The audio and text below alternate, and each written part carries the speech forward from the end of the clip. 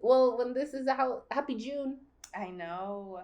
Happy summer. Yay. It's your season. My favorite time. Yes. It's not mine. But I love the pool parties. I love the day parties. The rooftops. Yes. The palm trees. Love a good rooftop. Oh, you're telling me. How are you? How's your week been? How has my week been? What's been like your highlight? Honestly, I haven't worked out 5 days in a row in a really long time. Like, I don't like taking weekdays off because then when I take the weekends off, I feel it and I'm like, I could have done one more day.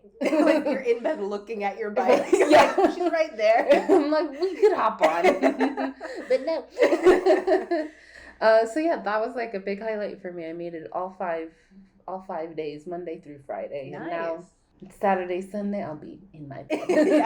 As one does. You deserve it. Yes. But yeah, I've been incorporating walking around the neighborhood with my mom way more than actually getting on my bike. Because I think I plateaued a little bit getting on my bike so much. Yeah. That my body was like, we need a little bit more variety. Yeah. So that has helped. I feel good. I feel strong. Good. But I feel sore. I feel tired. The circle of working out.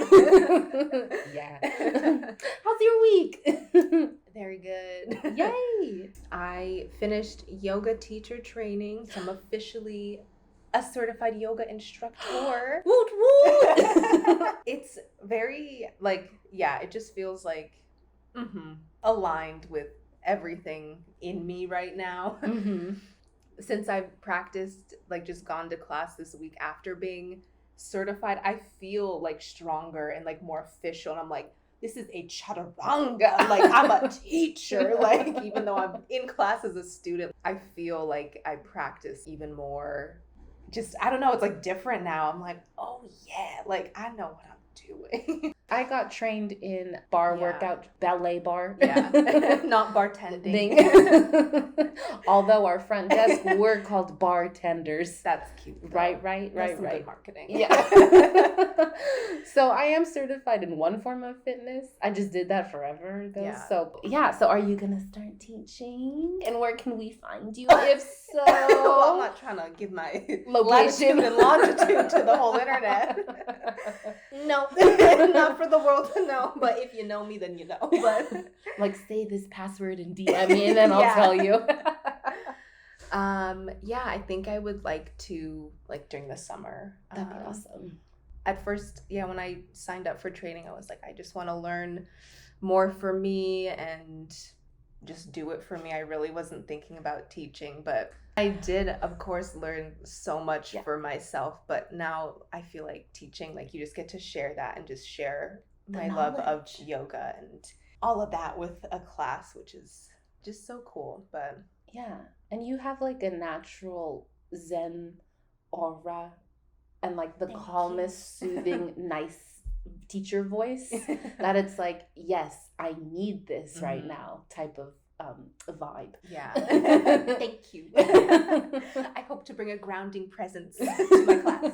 You bring a grounding presence to this podcast because I'm over here and you're just great, reel this in, good energy. Now let's articulate. So I get that even in non-yoga, in the non-yoga realm. I appreciate that. And you're yeah, no kidding. I'm earth sign, yeah.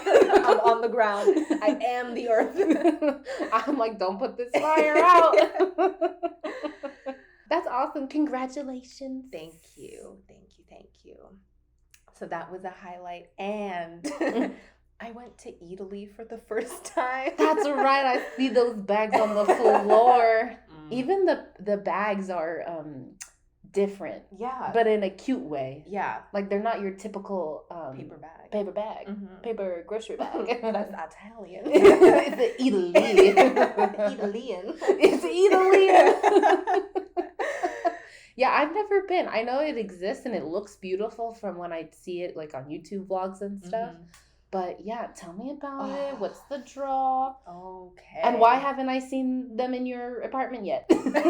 Well, I was under the impression that they were just a restaurant, and they're in Century City. Not super far, but you do have to make the effort to go to that mall. But I do love shopping there. It has some of my favorite places. But I didn't go for shopping, and I genuinely just went for Italy. Yeah. Nice. And when I say I blacked out and came back into my body as I was checking out, oh my gosh. Maybe that's why you said I look light today. Maybe because I'm still on my Italy cloud. Because I also did Reiki yesterday, but I really think Italy is really just lighten my spirit up. So we're going to go to Italy then. Yes. Yeah. I love Italy. I love Italian food. You lived there. I did. I love anything and everything Italian. And pasta. Are you kidding? You have a whole pasta shelf. It's all I eat. I don't know why for all my life I pretend like I eat other foods. Like, I just want pasta. I was literally going to say, you eat mac and cheese. That's pasta. Like, you have spaghetti. Like, yeah, duh. But there's so many variations. Anyways. I went there to get a gift. I'm making like a gift box for someone, and I was like, what's a gift that feels like personal to me? Yeah. And they like food and cooking and eating, and I was like, well, Italian. And so I went not expecting it to be as incredible as it is, but they just have every brand, and it's a grocery store. Like they have like a deli, like a meat and seafood department. They have a cheese, of course. Of course. Duh. And I'm sure oils and vinegars Yes. and like different canned Olives, assortments. pasta, wine, cookies, like, oh my gosh. Panettone. They do have, I saw panettone for any Coco Peru fans. That's the only time I have seen someone go there. Coco went for the panettone festival or something, but I didn't realize it was like a market, like not like a gift shop. Like it's a full on, like Whole Foods will never see me again. Like I'm getting all my groceries. I will make the trek to Westfield Century City because, oh my gosh, just they have a little cafe. They do cooking classes, and they do have the restaurant. Let's do that. Yeah. Oh, I'm on it. Oh, because I like cooking. Okay, no, I retract that statement. I will cook. I'm like, to feed myself, and it turns out bomb. And I like making my plate look very aesthetic. I won't say you can't make bad Italian food, but it's hard because the ingredients are just delicious on their own. It's more of like the balance. Yeah. Like not too much of this, not too much of that. Like finding the perfect blend for your taste buds. Yeah, but I was like, I had to breathe. I had to tell myself, like, deep breaths, like, okay, like, crack the neck, crack the face, like, we're going in. I was in no rush. I went up and down every single aisle. I read the descriptions on the products. They have like signs that tell you about like the family that's been in business for 100 years making the oil in their Sicilian vineyards. And I'm like, oh, wow. Can I visit? Just magical. I'm sure. Yeah. I'm like, I'm having flashbacks. The wine like section. You blacking out again? A little bit. The wine section, it's categorized by region in Italy, and it's like, it's so nice. Like, it's just the attention to detail, and yeah, I'm sure the people there are very knowledgeable. Someone asked me if I needed help, and I was like, I'm just looking. Like, I'm a Disneyland 2.0. I'm like, I don't even know what to ask. Like, just wander. But yeah, I got so many things, and everything's been delicious. I love that. Yeah. I've been dreaming about it. It's been 2 days since I was there. I'm ready to go back. How fun. But yeah, I'm shocked that Italy isn't in more areas. I know there's one in Vegas, and that one's huge. There's Dallas, a couple in New York. There is not one in Seattle, which I'm just going to manifest that they're going to make one there. But or Northern California. I don't know. It'd do well in San Francisco. Yeah. I mean, it would do well everywhere. Who doesn't want pasta? An Italian cuisine. It took me back. Like, oh my gosh. To me, it's like romantic food. I'm a pizza addict. Yes. So I can appreciate. I can appreciate some good Italian cuisine because I'm a sucker for pizza. If you're the pasta, I'm the pizza lover. Yeah. Oh yeah. Like I may need to go. Like we may need to cut this short and whip something up. Yeah. Let me make you some truffle pasta here. Funny. Well, I love that. Highly recommend. If you have spare time, some spare dollars, go to Italy. Yeah, another update, except not really because I was kind of already doing it, but I'm pretty much basically fully pescatarian now. I don't know why I put so many basically pretty much like I am. Yeah. It's been about a month since I've had any kind of meat besides fish. I really don't eat much meat anyways, like chicken, turkey here and there. But just like with my yoga training and everything, like thinking about like diet and health and what I actually crave and what my body actually wants to eat and feels good eating. And I just have not craved meat. Yeah. And I don't really miss it. Like, it makes me personally feel very slow. Yeah. And like it just, all I want to do is just sit in the couch, but it feels uncomfortable because it's like inside there, and I was like, what you doing? Yeah, I could have gone without that. Yeah. Like if I ever have like some extreme craving, but I haven't, and I don't really miss it. I have other ways to fill my diet with what I would be getting from it, but the only place I can ever see you break that is Fernando's. Nando's, not Fernando. I don't know Fernando. I heard I'm like Fernando's. Oh, Fernando's. Savvy. Yeah. Oh. And honestly, the meat processing and just the meat industry in America is awful. Like it's so processed, and I'm sure the animals don't like the process of becoming a part of the grocery store either. Yeah. But out in Europe and like England and all of that, the meats are a lot more fresh, and just whenever I eat meat out there, I feel fine. I feel like I ate a salad, honestly, compared to here. So I can definitely see why the draw to be either pescatarian, vegetarian, vegan, even like here in America is, I don't know, it just feels better because I did it as well for 2 years. Yeah, when I was a teenager, and I felt fantastic when I did it. So congrats. Thanks. Yeah, it just all makes sense with like everything else. The lifestyle. Yeah. It's been something I've thought about and considered for a while, but it was like I never really ate that much meat anyways. But now it's just more intentional and like, like this feels good. Yeah. But yeah, so what sparked that is just like yoga and everything and the lifestyle enhancements. But then also when I was home last month, we went to a family friend's house for lunch. They made us lunch. It was great. Love that. But my mom told me before, she's like, by the way, I heard that he has some taxidermy. And I was like, okay. Like, maybe a bust. Like, maybe one. One little antler friend. Yeah, I'm like, not my thing, but like, I've seen it. I know people do it. Like, maybe one little animal friend. Yeah, we've seen it in museums. Yeah. Okay, sure. But thank you for the warning. And it's sounding like it wasn't a warning enough. No. So we get there.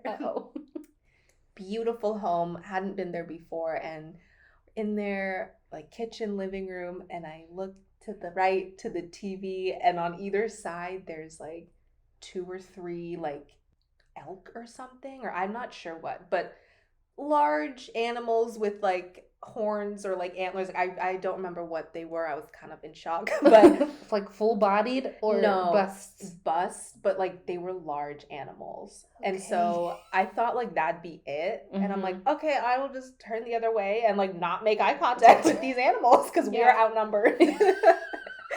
In case they'd want to come back to life. I think of Night at the Museum. So I'm like, how do you sleep at night? I think of Toy Story. That like, too. Any inanimate object movie. That's real. That's fact. Yes. That's a scientific film. Yes. Magic who? Yeah. Yeah, so yeah, their living room. And I was like, okay, that's it, right? And so he's like giving us a tour, showing us around his home. Are they hunters? Or collectors? Like they buy hunts. this? Okay, okay. So like I know that's a hobby, like to each their own. And like you're in like foresty area. Well, he travels the world. That's and pretty hunts. cool. The traveling part, that sounds freaking cool. I know. So like his stories about like travel and everything, like those are honestly amazing. Yeah. But yeah. So I thought it'd be one room and then showing us like the rest. Every room has so many. And I was like, I could just feel, I'm like, they're here. Like, we're not alone. Like, these animals are here with us. Spirits are... The energy in this room, like, there's a cougar, there's a turkey, there's a bear. Like, there's, like... So many critters. So many creatures. I couldn't sleep in a house like that. I know. And that's what I was thinking. I'm like, how, like in your bedroom, like you don't wake up and be like, ah, like there's like something in here. And it's not like, I don't know. I get it. Also, the aesthetic is like cabin. Yeah. Cabin in the woods. Yeah.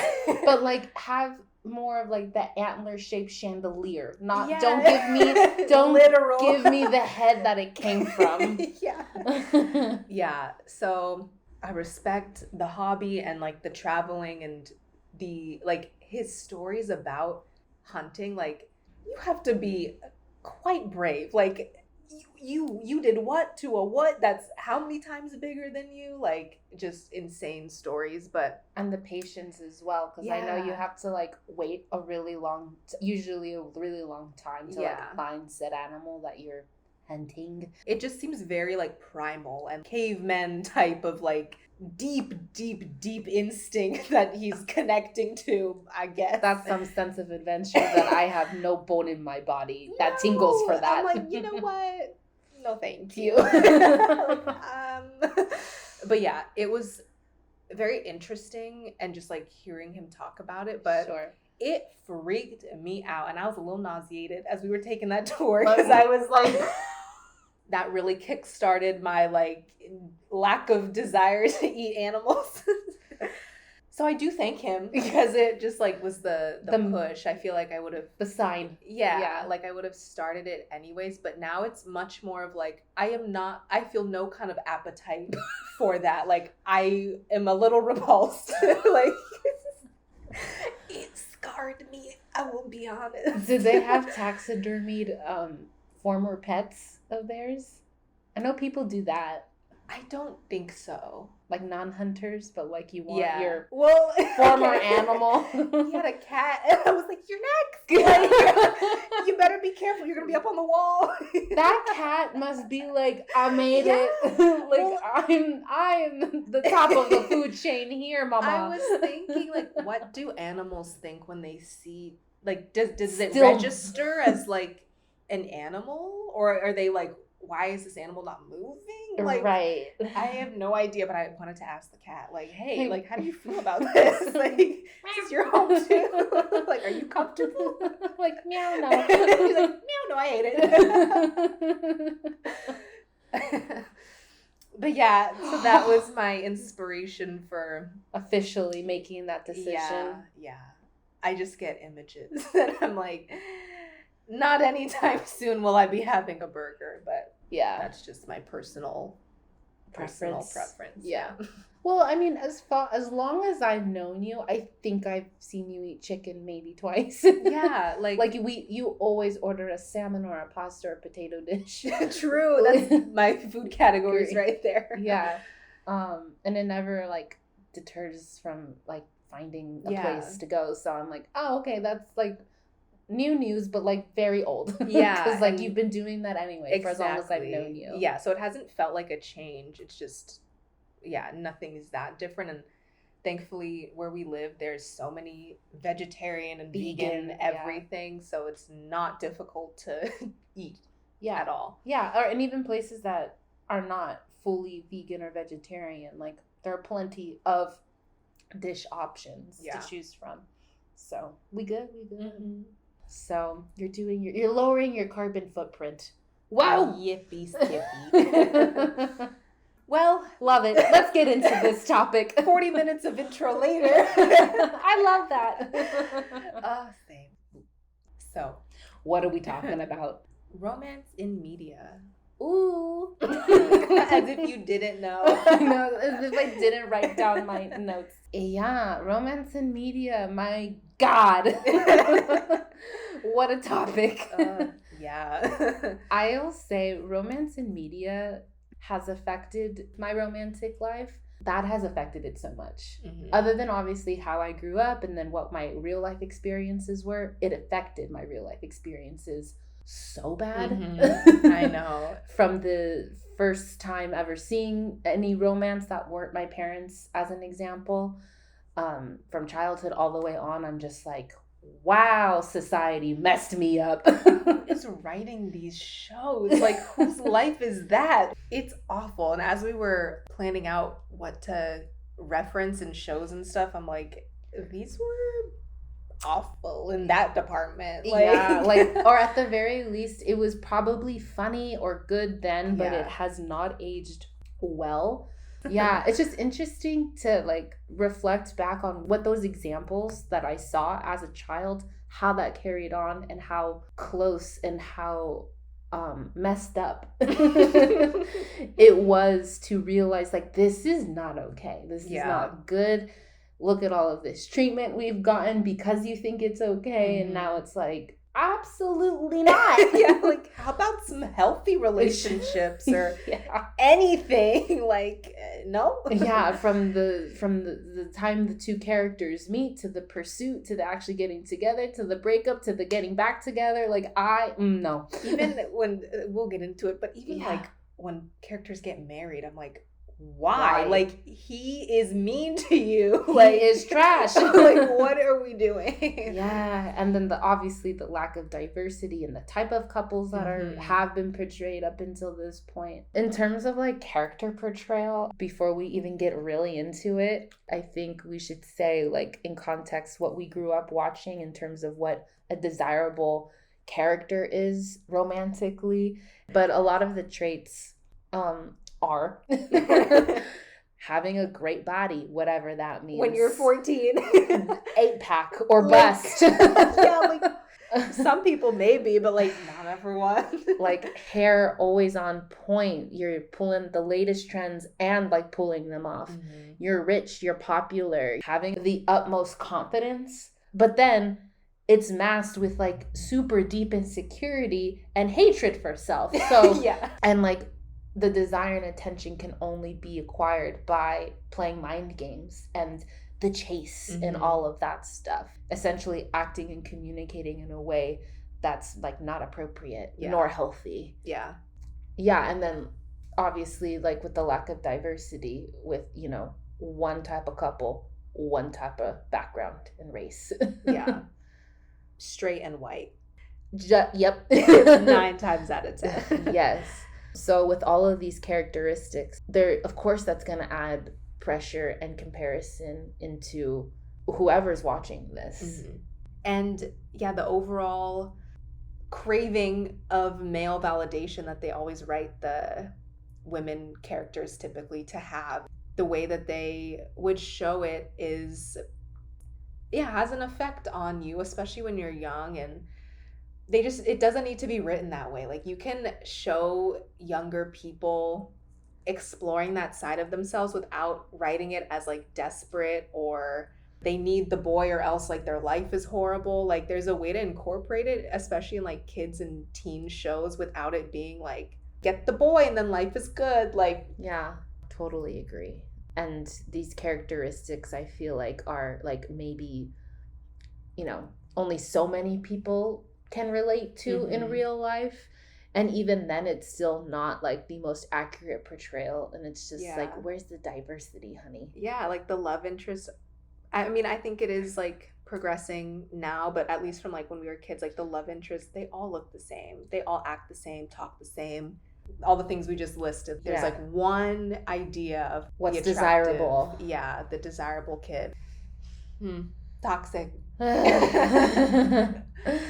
So, yeah, As a child, what were your main TV shows that you can think of that really had a significance of romantic portrayal that you may have carried on as you were growing up? I was a Disney Channel child, Nickelodeon too, but for sure Disney Channel. Mm-hmm.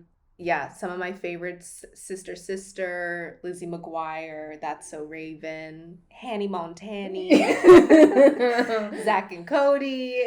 Not On Deck. I didn't watch On Deck, just Sweet Life. I tried to watch On Deck and I lasted maybe 3 episodes and then I was done. And at that point, I remember growing out of it and going more into ABC Family before it was called Freeform. Yeah.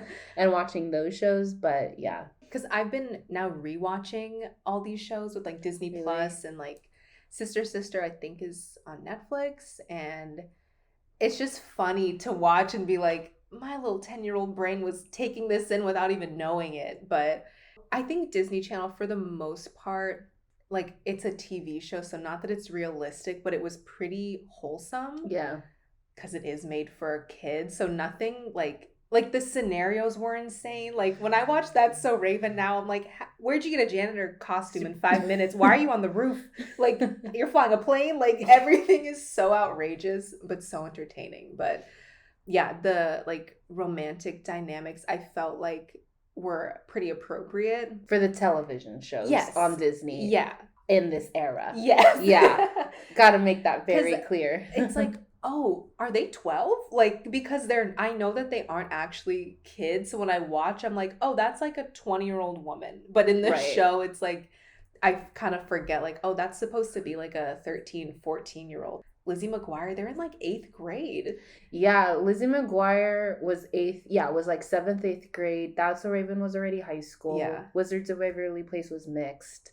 And Sweet Life of Zach and Cody was middle school. Yeah. They started in middle school, that show, with them. Yeah. Sister, I think, was high school. Yeah, they were high school and then into college. Yeah. So a range, but it's like, for me, seeing the romance portrayed in the middle school age. I have watched some shows sprinkled in like recently, but I don't know. It just was like, I wanted that experience seeing it, and then it didn't happen. And I was all like, is there something wrong? Yeah. So it's like, I just wish, and that could be my first like error point. I just wish there was more portrayal of like, if you don't have this experience, that means nothing about you. Mm-hmm. It's just what we're choosing to portray in the storyline. And it's like, no, like you need to like have that cushion for all the other girlies like who are not having these experiences, but it's perfectly okay. Yeah, it was, and this is just kind of like Hollywood in general, like it is so focused on romantic relationships and dating and all of that. Okay, can that just be like one piece of the pie? Like why is it always like 90% of every show and every storyline? Like, we get it. Can we see them do something else besides try to find a husband? Yeah. Or at the very least, like, make it deeper. There has to be a deeper meaning to all of this. Like, it just feels very... Because I love... To me, it's more like, ooh, a glimpse into that kind of life. Whatever the portrayal is. To me, that's like juicy, interesting material. And I think that's what the draw is. But I wish it was less surface level. Yeah. And the way it is always being portrayed are just very, like, minimal or, like, dangerously stereotypical. And it's like... No, give me like some meat here. I know. I don't know, real life, everyone, there's like some good, juicy, passionate meat.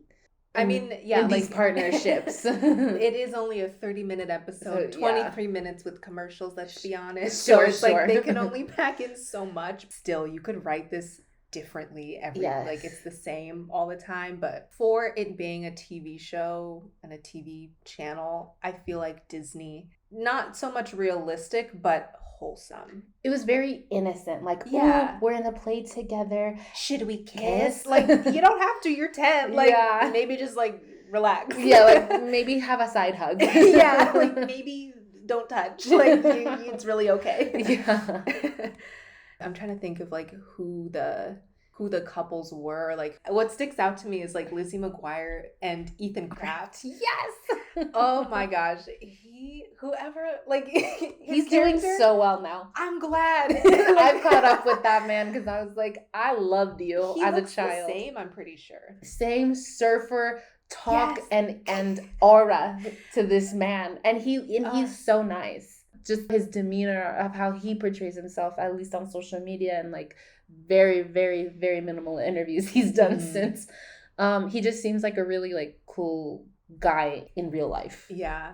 Well, happy to hear that. But as basic as his character was, it was so funny. And I still giggle when I think about how they'd be like, Ethan, what day of the week is it? And it'd just be like, like the wind, like nothing going on upstairs. That was like the stereotype, is like the pretty boy. Yeah, like dumb, but he has beautiful hair. One of his most iconic lines was when Lizzie's mom asks him, you have such nice hair. What do you do? And he's all like, you know how on the bottle it says, wash twice, I wash once. Yeah, rinse and repeat. I don't repeat.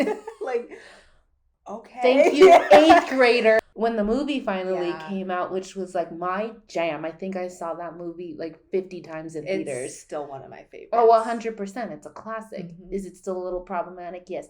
But everyone already had aged. Like aged, and then they're trying to make it seem they're all going into high school. This is their 8th grade trip. You're 25. You don't look like an 8th grader. Everyone ranged between 18 and 25 at that point already. And I think that's part of why it gets by in Hollywood, is because none of these people, for the most part, are actually the age they're playing. So when you look at them, you kind of forget, like, right, this is supposed to be a child. Like, if I imagine, like, me and my 12-year-old friends acting out the Lizzie McGuire movie, it'd be so creepy because we look like babies. But if you look like a grown woman, it's like, oh, I forget that they're in middle school going into high school. And I get it. At that point, you hormonally are typically interested in exploring that side of yourself that you've never had before, and it's all new. Again, where are the guidelines to do it consensually, safely, still maintaining your sense of childlike innocence even? It's just like, where's the guidance to safely express that? And that's what I'm missing here. You could also just have some BFFs and like be good on your own, and that's just as good, if not sometimes better. The turmoil that these characters would go through, it's like, these kids, chill, like, these kids, relax. You're 11, Zach and Cody. Like, you live at a beautiful hotel. Like, go to the pool. Go to the pool. Go swing on the luggage carts. Like, be a kid. Which they were. Yeah, go prank Mr. Mosby. Like you said, how intensely it was portrayed when they would have those partnership moments. I was just like, oh, okay, I guess that's how it's supposed to be. Or like, there could be balance here. Yeah, or where's the awkwardness? Like, it was too easy. Suave. Yeah. I'm like, why do these kids like know how to flirt and date? I'm like, no, what would really happen is you put a note on their desk anonymously and like giggle and run away and go talk on the playground about it. Like, literally. They're going on like formal dinner dates, and I'm like, first of all, with what money? Don't you have like soccer practice? Don't you have dance? Yeah, like this is what you do. Yeah. So that lingered on to me as a kid of like, if I'm not going to experience it now, I guess I'll experience it as a teenager. But then as I was watching then like teenager type of shows, I was even more confused. You're like, wait, but what? But now I have to level up and do all of these things now, but I haven't even experienced what the 12-year-olds were portraying. Yeah. It's like, well, it moves very fast. Like, that jump is like, the progression is not gradual. For me, how it's portrayed is like what the kids are experiencing is what high schoolers typically experience. Yes. What the teens are experiencing is typically what the college kids are experiencing. And what the college kids are experiencing, they're just messed up. Yeah. Yeah, like everything is like a generation ahead in that sense. Yeah. Or like an age group ahead. Yeah, of the portrayal on in TV. Yeah, 100%. So yeah, like as a teenager, I would watch Pretty Little Liars. I watched Gilmore Girls as an adult, but it did bring me back to being a teenager, I guess. And that to me was a lot more tame. Glee. Oh my God. Gossip Girl. Yeah. I watched The Secret Life of the American Teenager. That was a trip and a half. And like Vampire Diaries and Greek. Like, and honestly, what was Freeform, ABC Family, and the CW. Horrible. But that's all I consumed. Yeah. Because one, the storylines were so juicy, so that's what kept me in. But unfortunately, as teenager shows are, the romance portrayal is upped. And more problematic and inappropriate, especially in the time when these shows I just mentioned were made. Yeah. They have not aged well in the slightest. Yeah. From like kids to teens. I'd say iCarly is like a perfect in between. Like, yeah. I still enjoy it as an adult, but like that to me was a good tween show. Yeah, like a perfect preteen TV show, and they were ahead of their time with like social media and everything. Yeah, like they were the OG influencers. Yes, honestly, like they would go viral. They went to like Japan, I think, for conventions. Like, wow. But and yet they still went to school like any other kid. They would do homework. Yeah, like they would. I felt like that had a good balance of like the tee-hee, like, ooh, a boy, but like also like they had their show and like Freddie's mom. Yeah, like, Gibby. Ghibli. Oh, Ghibli. Like it was so good. But yeah, I feel like that was like a nice bridge from traditional kids shows into like Freeform, ABC Family, like realness. But yeah, I watched Pretty Little Liars also, which I think is just one of the most like ridiculous shows for many reasons. And you know what? I'm so proud of myself. Or who knows? Maybe it's not a proud thing, but I stuck with that show to the end. Because I read the books as well. Mm-hmm. And so I was like, what are they going to pull? What are they doing? Storyline, it was crazy. The romantic like teacher student stuff was weird. Like that one illegal. Yeah, not weird. It was illegal. And weird, but that is one that I look back on and I'm like, that was nuts. That was just nuts. Too nuts. Yeah. Especially for the popularity of it, because it went on for I think like 7 seasons. It was huge. Yeah, just like story-wise and like high school, like they're supposed to be high schoolers. The way they would dress, you're in heels, like you're supposed to be in what, 9th grade? Mm-hmm. Yeah, that one was pretty extreme, like romance-wise. Just the portrayal of like high school. Yeah. Just life portrayal was all very heightened of like, this is so ridiculous, but I'll believe it. Yeah. And again, like that's the point of the show and like the world they're creating, but they should have put like a disclaimer like this is not meant to be based on anyone's real life, hopefully. Yeah. Yeah, I never watched Gilmore Girls. I didn't watch Glee. Riverdale I watched, but I genuinely do not remember a single thing from Riverdale. Like it's been a few years. For me, the first season, fantastic. Yes, of course, everything was heightened and very Hollywood-fied. Mm-hmm. But after season 1, I just could not keep up anymore because it, again, like Pretty Little Liars, it just got the storylines got too ridiculous where I'm like, I don't have the patience for this like I did Pretty Little Liars, so I'm gonna tap out. But I think the generation right under us, Pretty Little Liars to us is their Riverdale. Mm-hmm. So yeah, do what you want with that. Yeah, and I know that's based on a comic book where like the couples are set up and like that's the meat of it. Yeah. But still, it was like, my goodness, they're married. What they were portraying in high school, it's like, huh? Like, I barely do that as an adult. Didn't watch Secret Life of the American Teenager. That was horrendous. Horrendous. So if you don't know, that show is about a girl who gets knocked up her before freshman year, the summer before her freshman year, by an older boy. Was it like legal? Yeah. Yeah. Okay. Was it? I don't know. Yeah, because he was a junior, so technically he was going into his junior year, so technically yes. And you know, you just see her navigate her teenage pregnancy and her, you know, her love life, and it's like she literally jumps from the baby's father to a past boyfriend to back to it's very messy for the high school experience, but she has a child, so it was like, okay, I guess this is not realistic, but just, okay, I guess I can follow it, because naturally when you think of someone who has a child already, it's like, okay, you kind of have to grow up. So all the situations they put her in, it's like, okay, they just made her like grow up a little bit more. It's still like, no, she's still a high schooler. Yeah, like if you're trying to make a show about teen pregnancy, is it meant to be informative? What is the intention of a show like that? To me, this was the height of when on MTV, like the shows like 16 and Pregnant and Teen Mom were like at its height of popularity. I'm sure it's still popular now, but that's when it first came on the scene. I was glued to shows like that because I found it so interesting, because was not my life. So this was like the scripted version of that, so they could be as ridiculous as they wanted to be.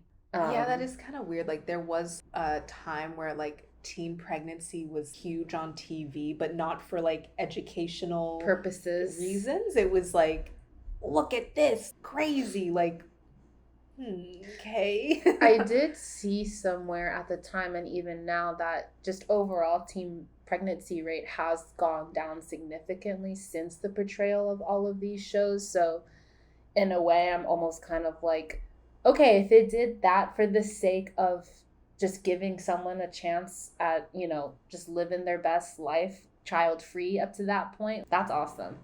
Yeah, as juicy as it was very hard to keep up with. Once again, ABC Family at the time, my God. And then there's Glee. My God, the dialogue and what they would say, 10 out of 10 roasts, amazing.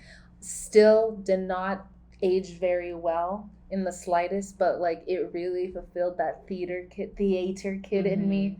And also the high school romance of it all. Yeah, I think the oldest guy who was a student, who was playing a student, he was I think 28 at the time of casting, and he was meant to play a 15-year-old or 16-year-old. It's creepy when you think about it. Like, he was what? In real life, I think he was only about like 5 or 6 years younger than the teacher who played their teacher. Like, yeah, I know.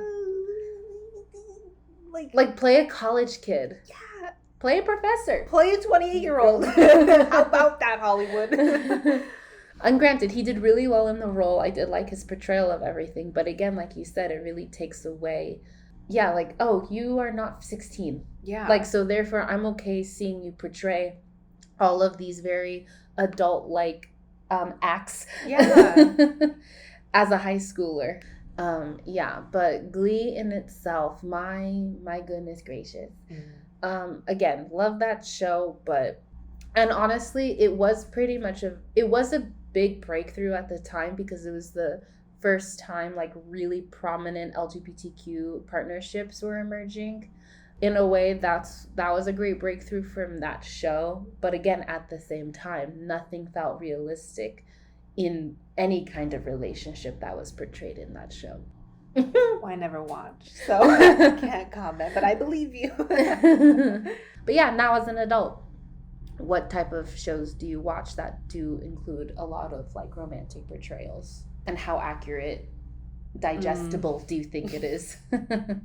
Well, I think like the bridge audience-wise from like teen to adult, I think Euphoria is a really good example of, I think teens and younger adults watch it, but I think also older adults can enjoy it too. But yeah, the portrayal in Euphoria is interesting. I watch Girlfriends. I love Girlfriends so much, but the portrayal of like men and the way they date, at least it is hilarious. Like, it is so funny, but it's like the punchline, like, bump, Joan's still single. Like, okay, like, can we give her a break? Like, It's very much like, oh, life would be perfect, but no husband. We get it. Yeah. We get it. And that is common, but fantastic show. Sex and the City. We've talked about this before, just you and I. It's like a comfort show for me, but I just have to watch it like not absorbing anything, because it's awful for many reasons, but just TV-wise, phenomenal. And that is how I felt about Pretty Little Liars as a teenager. I cannot watch Sex in the City. I can't. I literally cannot. The movies, yes, because to me they show more of the opulence and the luxury versus like the relationships, or like, I don't know. I'm not so much, the movies, like, they're fine, but like I much prefer the TV show. I'm the opposite. And just like that, the oh my revival. God. I watched it, but I was missing the New Yorkness of it all. I was missing the friendships of it all. Like, every single aspect of what was Sex in the City was missing for me. Yeah. But yeah, this show, I think I've said it to you before, where all the decisions these 40-year-old plus women were making at the time. Look, I understand this is very progressive for the time, but when it was aired in the 90s. It was progressive. Yes. Seeing a single woman sleep with all these men, yes. That was, in that sense, that was very progressive. And them not being married, that was very progressive at their age. However, the decisions they were making, I'm just kind of like, well, this is why. And I made those decisions as an 18 to 22-year-old. And you know what? Even up to 24. But 25 plus, I just, no. My mindset has changed so much where I'm just like, no one should be communicating like that. No one should be treating people or thinking of people like that. The misogyny and sexism of it all from these women, not just the men they were trying to pursue. Charlotte. Oh, girl. Like, all of them. But like, I've been watching it now too, and just certain things I'm like, it's a different time. Different time. Still not right, but I just have to watch it like very surface level. Yeah. Then it's very enjoyable for entertainment. See, I just can't, because it triggers me to the time when I would make those decisions and I was miserable like them. Well, that's like I said, like with Girlfriends, fantastic show, but there is this underlying overall tone of like, well, she has the job, she's beautiful, she's got the friends, but no man. And it's like, okay, well, Big is a horrible person. Like, let's let Carrie be single because he's awful. Like, yes. For that show, truly, like, the main point is like their dating lives and everything, which is great. I'll watch a show about someone's dating life, but the way it's portrayed here, no, it's really gross in a lot of ways. Like, just the treatment that they take from men and expect from men. And I know it was a different time, and that is not women's fault. That is the fault of society and also media from even before that show, I'm sure. And just, oh, girl, oh, run. Like, this man is awful. If that was the only show I'd ever watched and I based relationships on that, like, a lot of the relationships they're in are really abusive in some ways. It's like, I guess it's hard for me to think of it as progressive because obviously 20 years later, it is so not progressive. It's opposite. But I guess at the time, to see 4 women in their late 30s, early 40s who aren't married, don't have kids, they're just career and life and friends and like whatever they want, and actually one of them wanting just casual relationships. Like, I think that it was good that it showed like women that age having different desires in that sense. It was progressive in some ways and like very much still awful in a lot of ways, but just a lot of weird stuff happened on that show. Another show I watched as an adult, Insecure, which unfortunately I still have not finished. I'm on it. I have time now, so I will finish it. I think we've said before, like, the friendships, stop looking at me like that. The friendships, I think, are very realistic for... I finished that show 6 months ago. Anyways, I've been busy. It was a boring ending. It's fine. Yeah, I've heard that. But anyways... Before the last season, I think the friendships are pretty realistic. And like a main focus, which I appreciate. The different dynamics and the different types of relationships that all the women are in. So like one of them's married, one of them's single, but like so flirtatious. Like she would be the progressive Samantha of the bunch, I would say. And then there's Molly and Issa, who you see one of them has had the long relationship, maybe destined for marriage, but then they drift apart because of their personal ongoings, especially within their career. And so you see the dynamics of that. Then you see Molly. huge career woman and like dating, but never finding her ideal match because of just, in my opinion, how advanced in the world she got at the age she did. And therefore making it seem, unfortunately, intimidating, or she's too bossy or too this, which I hate.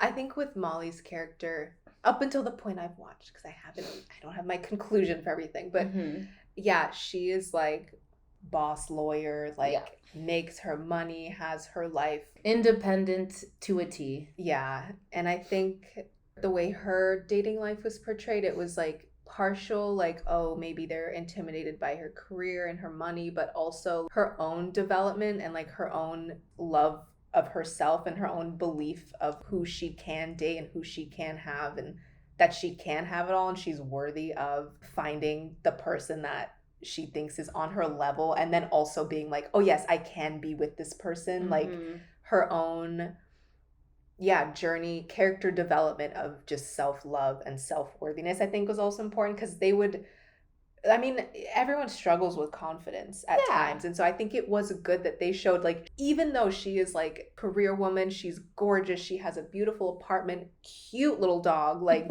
life looks... Flavor Flav. Yes, like he's the real star. And just showing like, even with all of that, like you can still need to work on your confidence, like work on believing that you can have everything in all areas of your life. So I think that was also like part of why it was realistic. She was allowed to grow, which was nice to see because she's amazing. One of my absolute favorite characters. And I think that was honestly like a very realistic portrayal of, again, society telling just our generation, millennial and cuspers, you need to hustle and you need to work hard, and like you really should prioritize your career and then work on your personal relationships. And it's like, no, Molly's portrayal, to me at least, showed you can have both at the same time. You can prioritize your partner more so sometimes, and you can prioritize your career more. Like, it depends on the season and what's going on. But I am a big believer currently of like, you can have it all at the same time. You can develop in every aspect of your life at the same time. You don't need to give your 200% to just one area of your life, unless you feel called to do so, obviously. But that doesn't mean everything else has to suffer. Yeah. And I think with Molly, that was in Insecure, that was such a great portrayal of that, and seeing her journey, because I related to that so much. I will finish it. Next time we record, perhaps I will. I have like 5 shows that like just the last like 1 or 2 episodes, I'm like just kind of Did you finish in Just Like That? No. I genuinely forgot about it until you mentioned it a few minutes ago. I watched it with my mom and it was awful. And they're doing a season 2, so there's that.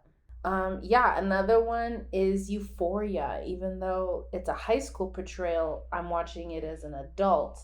A lot of themes feel very parallel to my experience on that show. So for that, I'm just like, obviously it's still very dramatized and Hollywoodified, but Hollywoodified. Love it. It's Hollywood.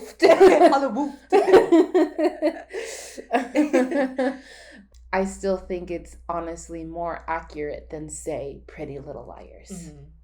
The mental health aspect of it all really resonates with me from all the different things that they're going through.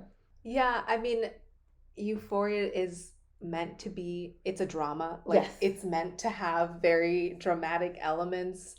So I think some parts of the show on paper are more realistic than others, and then they play it up and make it, what it entertainment. Is. But like Maddie and Nate, like they're probably the main couple out of the children, because they are children. And like their relationship is written to be extremely toxic and very abusive in many ways.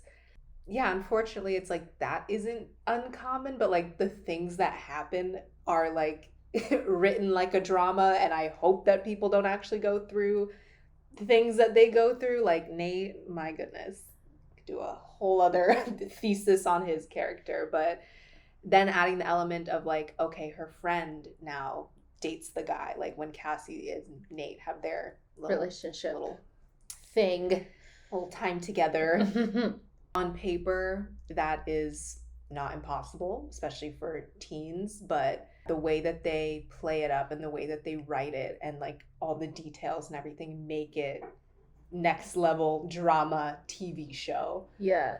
As much as I resonate with Maddie the most, especially her being Latina and so confident and into makeup and the way she dresses, like I'm all about her energy. However, with Cassie's whole life story has her own episode, and the way she seeks love in any way she can from a partner, to me, is a very relatable thing, because it started in her childhood with her dad being, there for her at the very start, and her having this, like, putting him on a pedestal and then him not being present, and it just being her sister, and her mom, and seeing that dynamic play out. So with Cassie, as many horrible decisions she does make, I can be empathetic to that. There's a soft spot in my heart for her where I'm like, you're doing so much wrong, but I'm still on your side. Yeah, I think her character is relatable in a lot of different ways for different people. One, she was very sexualized very early on. Like one of the episodes they show, like when she starts to go through puberty, and like her creepy uncle at like family reunions and like stuff like that, where it's like, I think that's relatable for a lot of people. Yeah. And just being like seen in that way when you are still a child, like you're 12, maybe 13, and having that kind of put in your brain. And then also like her relationship with like the main male in her life, her dad, like that changing. And then, like her seeking validation, which is not uncommon. And again, that's not a fault, and that's not women's fault. Like the way that she like needs it, or like her absolute breakdown when Nate won't call her back and stuff, like hilarious, like funny to watch when she's like in the kitchen like with the knives, and her mom like, let's take these out, like throws the knives in the bushes, like, oh, so dramatic. But also it's like, well, yeah, like she's gonna feel that way because different things in her life have made her feel like if she doesn't have that, then like why live? Like what's the point? Like that is where her value lies. That storyline I don't think is uncommon at all, especially for a young teen girl. Yeah, I don't think her character is like, just never heard of someone like that before. No, if anything, I think the actor's portrayal of Cassie is also just so believable. Like she's an amazing actress, Sydney Sweeney. I don't know what it is about Euphoria other than everything that they portray feels a lot more realistic than, say, shows from Freeform or the CW. Like there's no magical or mystical element, and if it is, it's in a very grounded human way. And maybe it's because like they get to curse, there's a lot more nudity, there's just a lot more primal human portrayals that I'm just like, yeah, like it feels less scripted in a sense. Like just literally with like the words coming out of their mouth, it doesn't feel like now Rue says her line, now Maddie says her line. It feels like just watching like a very dramatic high school experience. Yeah, like documentary style almost, but in a very, obviously very cinematic way if you've ever seen it. So yeah, I'm curious to see where this show's gonna go. I really hope it stays in this like almost grimy groundedness yet mystical portrayal of it all, just because I live for the drama when I'm watching these shows, because it's just so not my life, the drama. So I really hope that all of these character developments do them right and do them justice, just because of how iconic the first season was. And then last but not least, Friends. Oh my gosh. Again, Friends was considered very progressive when it was first aired, like from the first all the way to the end of it airing. And again, I cannot get enough of this show. It is my like noise in the background while I'm doing tasks. If there's nothing else to see or watch. Like I love it. It's what I put on when I don't pay attention. Yeah. At this point, I feel like I know every line, I know every episode, I know every plot point, yet I still find something just a little new about it every time I watch it. Yeah.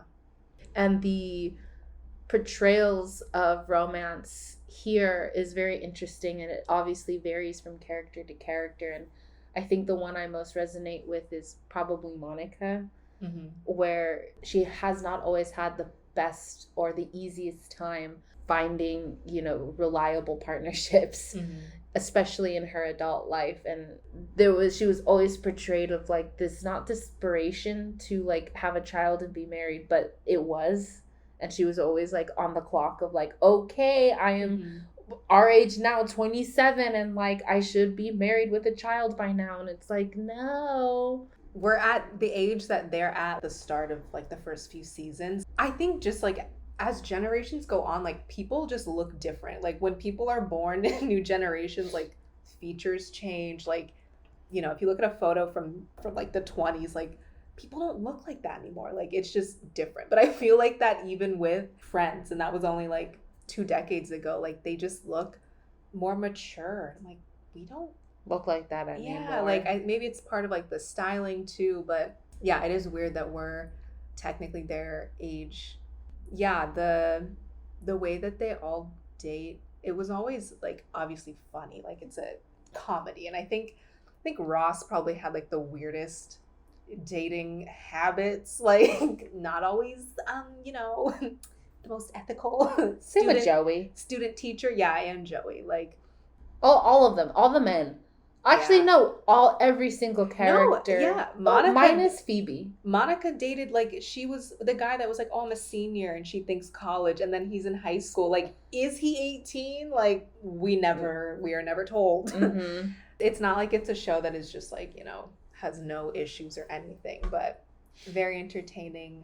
I mean, I will say, like, Ross and Rachel, I guess their dynamic for over 10 years could be realistic or could be someone's experience, but regardless, I just love them and I don't really care if it's realistic. Like, they're gonna end up together from the first episode. Like, they are just one of my favorite TV couples. Yeah, I'll say from that show, my favorite definitely is Phoebe, because she was the one who didn't get highlighted nearly as much for romantic portrayals like the other characters, because I think she had a little bit of everybody in her. Like, she did have her casual moments that you'd hear in dialogue like Joey did.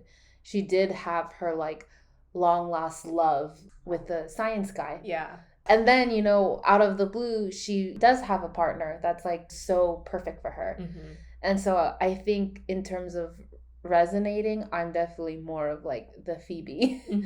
Yeah, I think that's the one show that didn't quite mess me up. Yeah, like after watching it. As an individual character, yeah, Phoebe is hands down the best on the show. Her story as a character is never fully focused on like who she's dating or if she's trying to date or anything. Phoebe is in Phoebe's world. She's gonna do what Phoebe wants to do, and that's just that. That's why she got an Emmy for that role. Well deserved. So yeah, so that just about wraps up all of the TV shows that I and you have watched that have made an impact as time has gone on. But yeah, let's get into reality television. Thank you for listening to part 1 of Romance in Media. We hope you enjoyed, and we'll be back next week with part 2.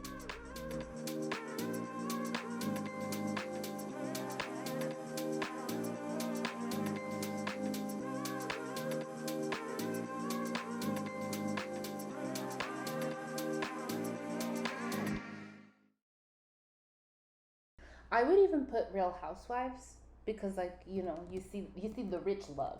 Right. That Cartier love. That Doreen Rose Gold Phantom Rolls Royce love. That PK bought me a Birkin love. Just from dropping off the yacht kind of love. I just watched that season, so that's why that's fresh. I'm a proud bougie girl. Yeah. No, it's my manifestation list. Continuous link to opulence, luxury, and glamour. Rich. Diamonds. Gold. Super yachts. Jewels. Birkins. Yes. Like Swarovski crystals on the nails for fun. For a Tuesday. Yeah, literally. In my mind. I literally. For a Tuesday. Have you watched has started their new season. Yeah. But he's saying, as a child, I just think of Trixie like, I was a child when I was a child. the Swedish weird voice. The weird European English accent. Yeah. No, there's this one episode way before that I recently rewatched because I'm watching them all in order right now. And there's one episode that's iconic for what he says, and Trixie goes, and the edit is so funny. He's like, I just went to the grocery store with my grandmama and we bought bread. To get bread. Yeah. With the lips to get bread.